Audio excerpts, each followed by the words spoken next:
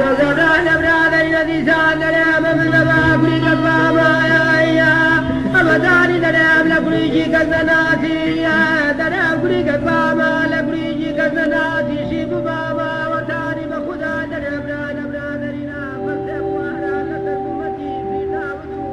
برام مركوز برباتي لوه لبوه لما مدو شاي ببيتر ما قلت وانيا امرأة شيء ذليات وأربع لبوم المذل أفردي وعيراني أمن أبصار كذرية السارة ندانشتي ببتمامي بتزوات الشباب بدي باب الأبشر من لبن كبير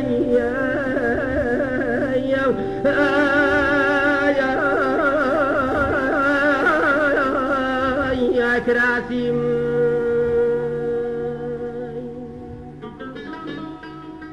قەڵای هەولێر دەکەوێتە ناوەڕاستی شاری دێرینی هەولێر و بەدڵی زیندوی شارەکە دەژمێردرێت.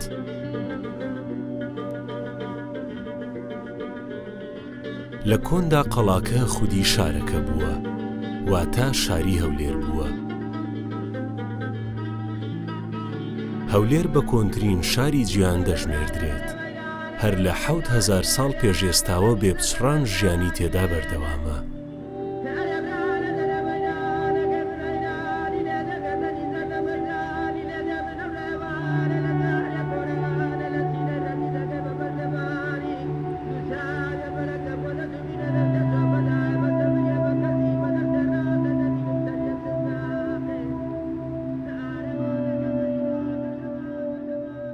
قەڵای هەولێر یەکە لە شێکارە مێژوویەکان و لە شوێنەوارە هەرە گرنگەکانی هەرێمی کوردستان دوای ئەشکەوتی شانە دەر دروستبوونی یاخود مێژووەکەی دەگەڕێتەوە بۆ سەردەمانێکی یەکجار زۆر دەتوانین بڵێن شاری هەولێر بە تێکڕا دەوڵەمەندە بە چەندین ناوچەی شوێنەواری لەو کاتەدا کە مرۆڤ لە ئەشکەوتەکان دەژیا و دوای ئەوە هاتە لێواری ڕووبارەکان و دەستی کرد بە کشت و کاڵکردن و ماڵداریکردنی مەڕووماڵات دوای ئەوە دەبینی شارستانیەت وەکو مێژونووسەکان باز دەکرێت لە باکووری عێراقەوە بۆ باشووری عێراقەوە ڕۆیشتووە لێوە ئیدی شارستانیەت سەری هەڵداوە کە پێ دەڵێن شارستانیەتی دوو ڕووبار وادی ڕافیدین.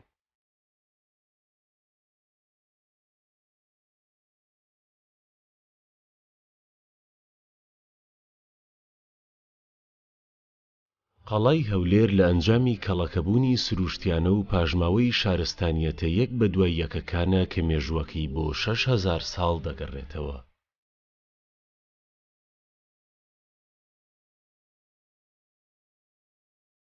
ئەو قەڵایەکە ئێستا بۆ شێوە دروست بووە لە ئەنجامی دەتوانین بڵێن کەڵەکەبوونی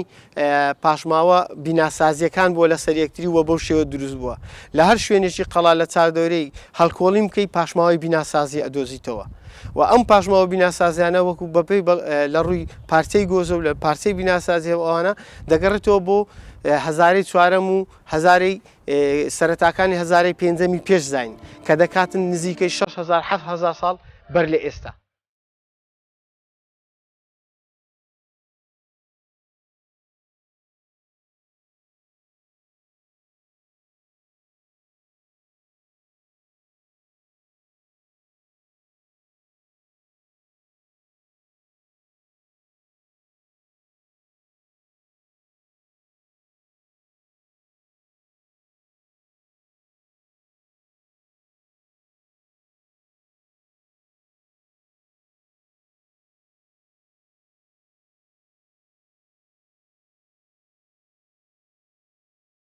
بەڵێ ئەوە شوورای دەرەوەی قەڵایە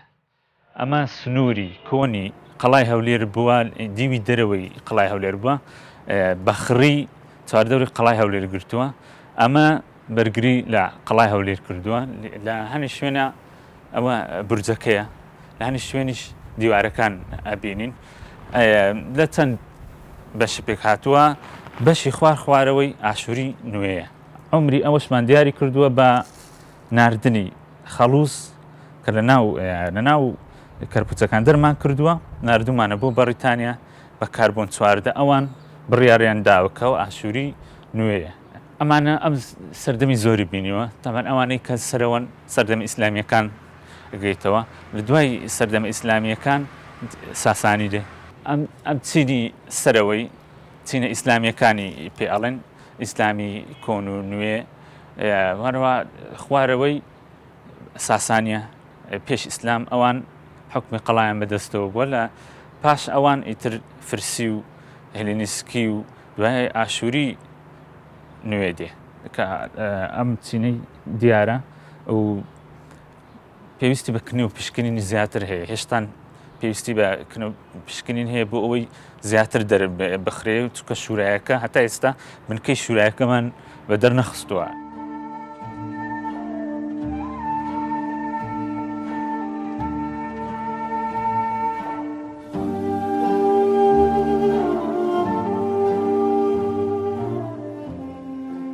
سەرەتای دەستپێکردنی ژیان لەو قەڵایە لە سەردەمی عوبەیدا بووە، ئەو سەردەمەی کە خەڵک لە شارەکاندا خڕبوونەوە و فێری پێکەوە ژیان بوون، بۆیە بە یەکێک لە کۆنترین شوێنی نیشتەجێبوون لە دنیادا ژمار دەکرێت کە بەڵگەی شارستانیە یەک بە دوای یەکەکان لەخۆ دەگرێت. لەوانە سۆمەریەکان و ئەکەدی، بابلی و ئاشووریەکان و فارسەکان و یۆنانی لەگەڵ عوسمانیەکان. لە هەولێر سۆباریەکان هەبوون، سۆباریەکان شوێنی یاخود ناوچەی هەولێران کردە شارێک و لێرە نیشتەجێ بوون. بەڵگەشمان بۆ ئەوەیە کە دەبینین لە نووسینە میخیەکاندا لە سەردەمی گوتیەکاندا لە 2300 پێش زاین ناوی هەولێر هاتووە بە ئۆربیلیۆم. دوای ئەوە لە یەکێک لە نووسینە میخیەکانی سەردەمی سۆمەری دەبینین لە تکستێکی تری میخیدا سۆمەری دەبینین لە سەردەمی مەلیکی سۆمەری شۆلێکی لە 2100 پێش زاین ناوی هەولێر هاتووە بە ئۆربیلیۆم.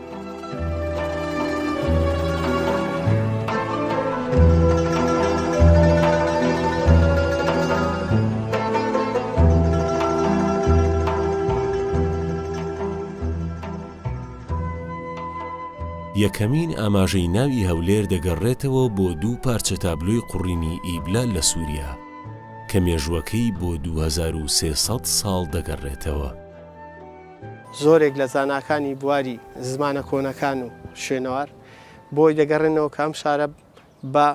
زیاتر لە 1000-2000 ساڵ بەر لە داهێنانی نووسین بوونی هەبووە، هاوشێوەی چەند شارێکی تری کە لە باشووری میسۆپۆتامیا بوونیان هەبووە. بۆیە لێکدانەوەی ناوی شاری هەولێر وەکو مانە کەمێک زەحمەتە، چونکە ئەو ناوە بۆ نەتەوەیەک ئەگەڕێتەوە کە ئێستا زمانەکەی مردووە و نە لە پەیوەندی بە زمانی سۆمەریوە هەیە، نە پەیوەندی بە زمانی ئەکەدی و دیالێکتەکانی کە بابلی و ئاشووریە پەیوەندی پێوە هەیە، بەڵکو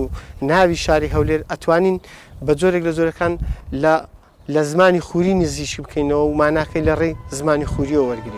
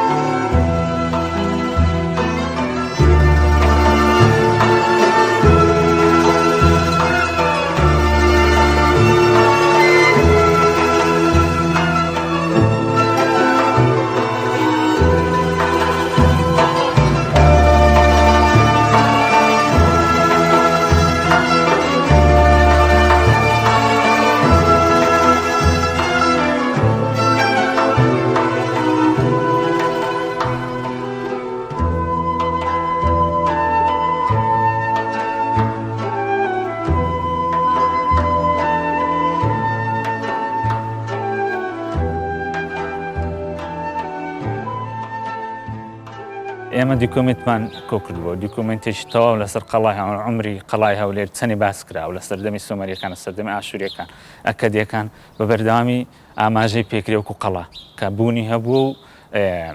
معبەدی عشتاری لێبەوە کە معبەدی عشتاری لێبووە زۆر دووبارە کراوەتەوە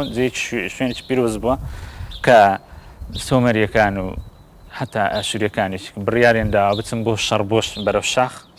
ئەلێرە نزایان کردووە بۆ ئەوەی سەر بکەون لە شەڕەکانیان. ڕێی تریش هەیە بۆ دیاریکردنی عمری قەڵایەکێک لە ڕێیانە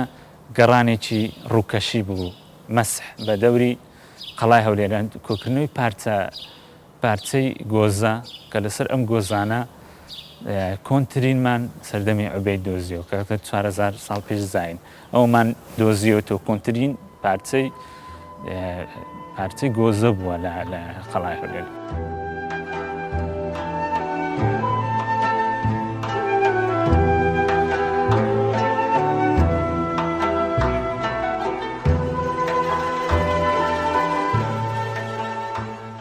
ئەم گردۆڵکەیە لە 4 بۆ 5,000 ساڵ پێش زین ئاوەدان بووە لە چاخی حەلەف عوبەید و وەرکە. هەروەها لە کاتی پشکنین بینرا لە 7 چین پێک دێت. هەر چینێک گزارش لە شارستانێتێک دەکا و بەدەیەها کەلوپەل و پارچەی گڵینە و پەیکەری گیانلەبەر و سەر کەتەشی گڵینە و جلوبەرگی جۆرا و جۆر تیایدا دۆزراوەتەوە کە هەمووی گەواهی ئەوەیە ئەم گردۆڵکانە هەبوون. بەڵام مرۆڤ زۆر ژیرانە بەکاریهێناون و توانیویەتی سوودیان لێوەرگرێت.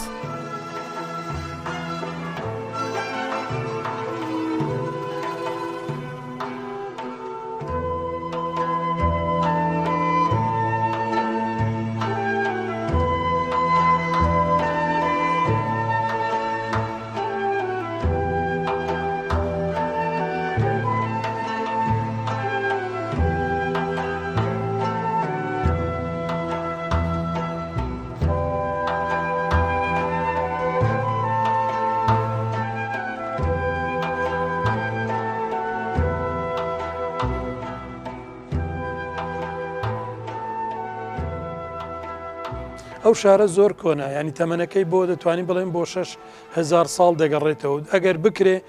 لە ئایندەدا مەسەلە هەڵکۆڵینی شوێنەواری لە قەڵای هەولێر ئەنجام بدرێ لەوانەیە مێژوویەکی ترمان پێ بڵێتن پاشەوەی کە بەڵگەی ڕاستەقینە بەدەستمان بکەوێتن لە ئەنجامی هەڵکۆڵینی شوێنەواریدا. ئەو خانوانەی کە ئێستا لەسەر قەڵای هەولێردا هەن ئەمانە دەگەڕێنەوە بۆ سەردەمی فترەی حکومڕانی دەوڵەتی عوسمانی لە عێراق و لە کوردستانی عێراقدا. ژێرەوەی بۆ طبقاتی تر دەڕواتن ئەوە لە چه ئەنجامک ینی بەدەردەکەوی لە ئەنجامی هەڵکۆڵینی شوێنەواری کە ئێمە لە 2013-2014 توانیمان شورای قەڵای هەولێر بدۆزینەوە لە ژێر ئەو خانوانەی کە ئێستا هەیە. لە نووسینەکانیشدا ئاماژە پێکراوە کە کاتێکە شەڕ کراوە قەڵای هەولێر قەڵایەکی نیشتە جێبوون بووە لە هەمان کاتیشدا بەرگریکردن بۆ لەو خەڵکی کە لە ناو قەڵاکەیدا بووە و بەڵگەشمان زۆرە بۆ ئەوەی کە چەندین جار خەڵکێک هاتووە پەلاماری داوە بەڵام ئەو قەڵایە هەمیشە بەرگری کردووە لە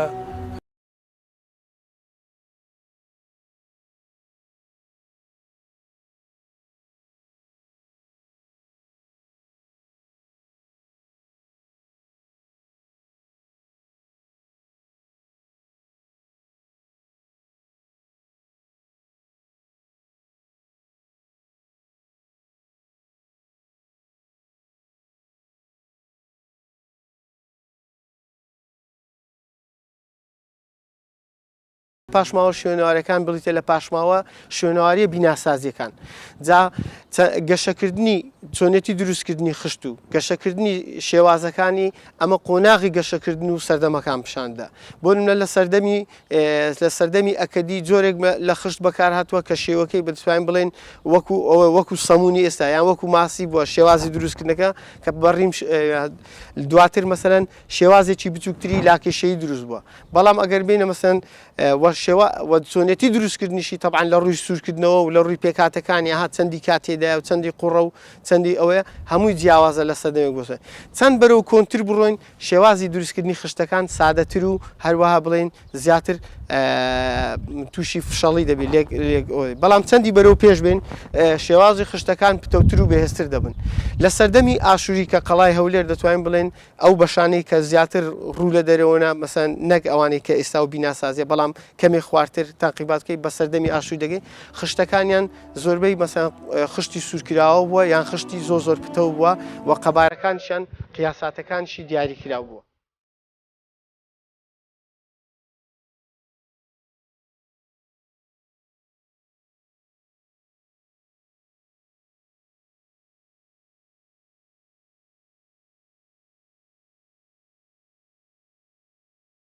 ئەم قەڵایە دوو دەروازەی سەرەکی سەرکەوتنی هەیە کە لەسەرەوە شەقامێکی ڕاستەڕێ بەیەکیان دەگەێنێت ئەوانیش دەواازەکانی باکوور و باشوورن.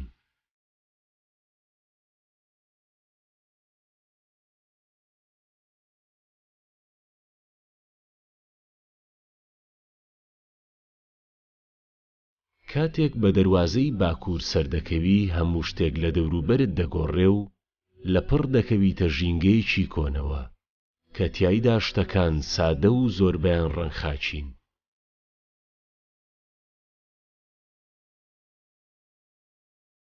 خانووەکان بێپەرژینن.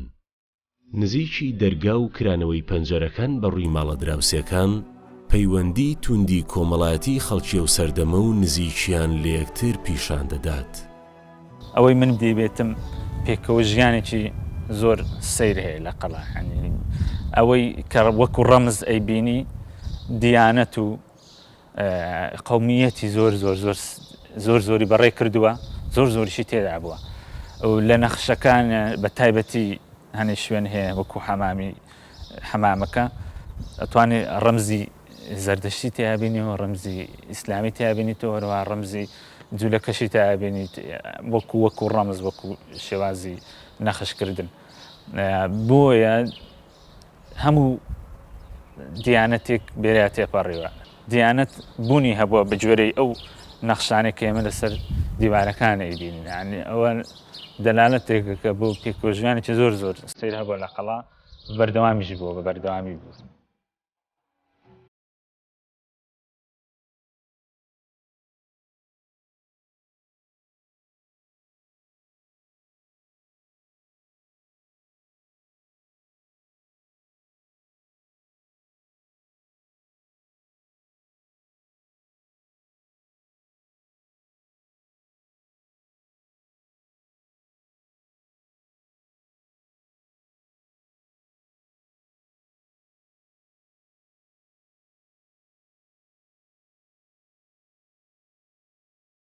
شاری هەولێرە، قەڵای هەولێر پێکەوە ژیان بووە، یعنی جوولەکەی تێدا بووە، مەسیحی تێدا بووە، مسڵمانی تێدا بووە، کوردە، عەرەبە، تورکمانە، هەمووی بەیەکەوە ژیاون. ئیتر ئەگەر حتا بڕۆی گەڕەکەکانی تەعجیل و خانەقا و مستەوفی ئەوانش ئەگەر سەر دەرگاکان سەیری کە هەر یەکەونەوە شێوازەکە، ئەوە پێویست بە توێژینەوەیەک دەکات لەسەری.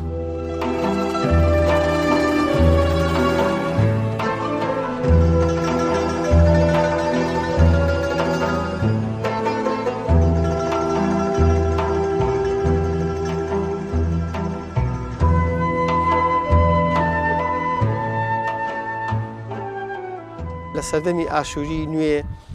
زۆر گرنگی بە شاری هەولێر دراوە، چ لە ڕووی بیناسازی و نوێژەنکردنەوەی پارێزگاکانەوە، چ لە ڕووی وەکو مەڵبەندێکی باسم کرد فاڵگرتنەوە و ئیرسادی فەلەکی، چ لە ڕووی سەردانیکردنی پاشاکان بۆ ئەو شارە و خزمەتکردنی ئاوادانکردنەوە لە ڕووی بیناسازی. بۆ نمونە پاشا سەنحاریب زۆر شانازی بەوە دەکاتن کە توانیتی لە منطقەی خانزادەوە لەوێ لە کۆڕێەوە مەسەن ئاوی بەستۆڕە و دووسێ ئاوی ترا کە لە تێکستەمەخەکان ناوەکەی زۆر بە وردی هاتووە،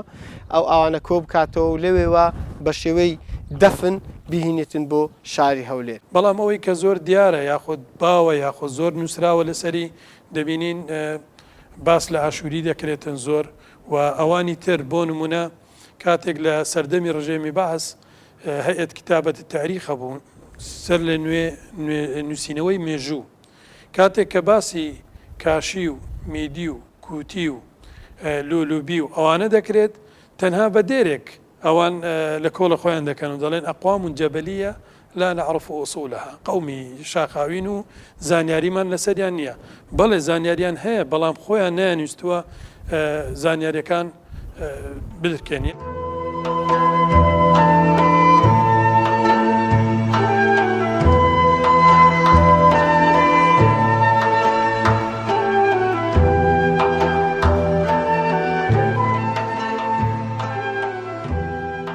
دەستنووسی مادەکان کە ئەو کاتیش هەمان نووسینی مێخی بووە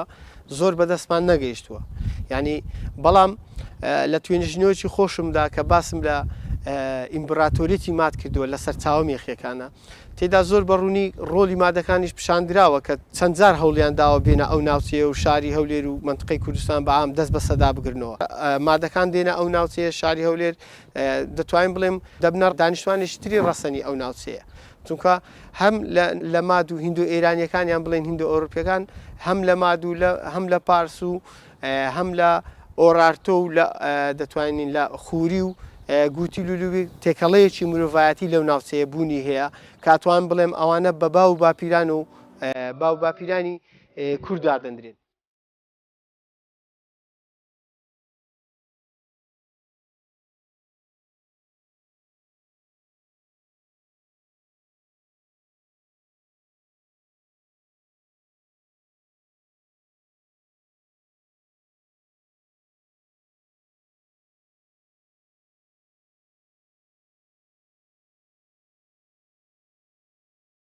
ئەو قەڵایە تقریبا 415 متر لەسەر ڕووی دەریا بەرزە ئەمە بەرزی قەڵا لەگەر دەور و پشتی خۆی ئەو جادەی کە لە ژێرەوە هەیە 28 تا 30 متر بەرزە پێکاتەی قەڵا دەبینین لە چەند گەڕەکێک پێکاتوە لە 3 گەڕک گەڕەکی تەکیە کە تەکیەی شێخ عەبدوڵڵا و تەکیەی تری لێ بووە تۆپخانە لەبەرەوەی لە سەردەمی عوسمانیەکان تۆپیان لێدادەنا و لە مانگی ڕەمەزان ئەو تۆپەیان دەتەقان دەوێ ئیدی ناوی لێنرا تۆپخانە لەگەر سەرا کە ئێستامە لەوێن ئەو گەڕەکەی کە دەوڵەمەندەکان لێرە نیشتەجێ دەبوون ئەو 3 گەڕەکە.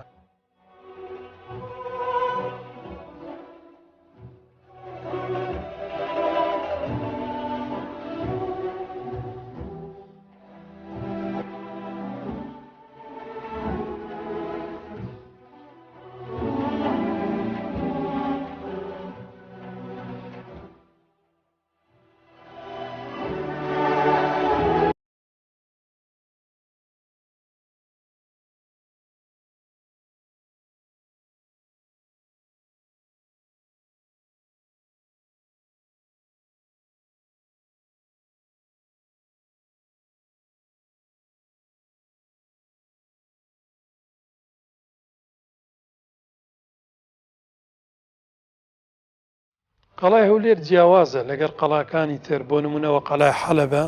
کە دەبینین قەڵایەکە جێی کونەمەترزە و جێی ئەوەی تێدایە بەڵام قەڵای هەولێر خەڵکی تێدا نیشتەجێ بووە خەڵک لێرە ژیاوە و لە کاتی جەنگا مەسەلەن گەڕاینەوە ناو شاری بۆ نمونە کاتێک هۆلاکۆ هێرش دێنێتە سەر قەڵا و قەڵا گەمارۆ دەدات ئەو خەڵکی کە لە خوارەوە بۆ هەمووی دەگەڕێتەوە ناو قەڵا و بەرگری لە خۆیان دەکەن.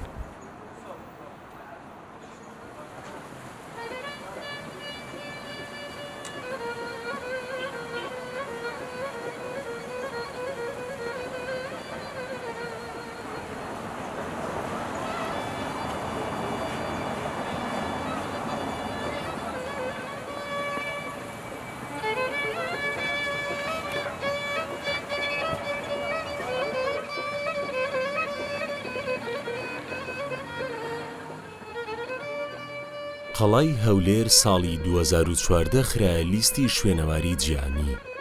لە ئاسمانەوە لە چەقی شێوەتایی عارەبانەیەکی کۆن دەردەکەوێت ئەوەش لەوانەیە بەڕێکەوت نەبێ چونکە هەندێک بەڵگە ئەوە پیشان دەدەن کە مرۆڤ لە قەڵا ژیاون لە سەردەمی عوبەیدا کە مرۆڤایەتی چەرخیتایی داهێنا قەڵا بە پایتەختی هەرێمی کوردستانی عێراق دەورەدراوە